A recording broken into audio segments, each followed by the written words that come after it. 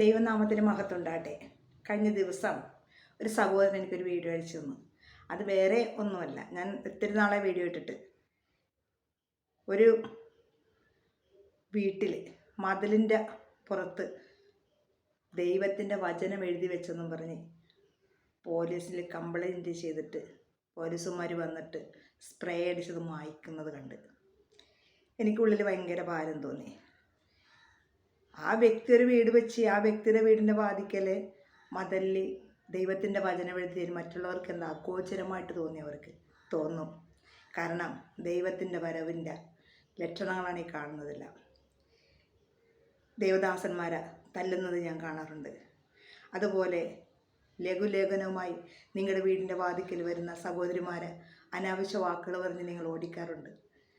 പക്ഷെ ഇതൊക്കെ കാണുമ്പോൾ നമുക്ക് വളരെ വേദനയുണ്ട്. എങ്കിലും ധൈര്യപ്പെട്ടിരിക്കണം. കർത്താവ് പറഞ്ഞ് ലോകത്തിൽ നിങ്ങൾക്ക് കഷ്ടമുണ്ട്, എങ്കിലും ധൈര്യപ്പെടുവിൻ, ഞാൻ ലോകത്തെ ജയിച്ചിരിക്കുന്നു. ആ ജയിച്ച ദൈവം നമ്മുടെ കൂടെയുള്ളതുകൊണ്ട് നമുക്ക് എത്ര കഷ്ടങ്ങളും പ്രയാസങ്ങളെല്ലാം വന്നാലും നമ്മൾക്ക് ഭാരമില്ല. കാരണം ദൈവം നമ്മുടെ കൂടെയുണ്ട് എന്നുള്ളൊരു വിശ്വാസവും ഒരു ദൃഢധൈര്യവും ഞങ്ങൾക്കുണ്ട്. കർത്താവ് ഇങ്ങനെ പറയുന്നു, പച്ചമരത്തോട് ചെയ്യാമെങ്കിൽ ഉണക്കമരത്തിൻ്റെ അവസ്ഥ എന്തായിരിക്കും? പച്ചമരമായ യേശുക്രിസ്തുവിനെ ആ കാൽവരിയിൽ ക്രൂശിൽ തറച്ച് കൊന്ന ലോകമാണ് ഇന്ന്, തെറ്റൊന്നും ചെയ്യാതെ. മറ്റുള്ള ഒരു ജാതിയോ അല്ലെങ്കിൽ മറ്റുള്ള ഏതൊരു ഈ മതവിശ്വാസികൾ ആരും നിങ്ങളൊന്നും ചെയ്യുന്നില്ലല്ലോ. എന്തുകൊണ്ടാണ് ബെന്തക്കോസുകാർ മാത്രം ഇങ്ങനെ ചെയ്യുന്നത്? കാരണം അവർ പ്രതികരിക്കില്ല, അവരൊന്നും പറയില്ല. കാരണം എന്താണെന്ന് വെച്ചാൽ ഈച്ചയിട്ടത്തടിച്ച് ഈച്ചകേട് കാണിച്ചു കൊടുക്കും. അതാണ് ഞങ്ങളുടെ യേശു ഞങ്ങളെ പഠിപ്പിച്ചിരിക്കുന്നത്. ക്ഷമ കൊണ്ട് നിൻ്റെ പ്രാണനെ നേടുമെന്നാണ് കർത്താവ് പറഞ്ഞിരിക്കുന്നത്. മറ്റുള്ളവർക്ക് എന്ത് വേണമെങ്കിലും ചെയ്യാം.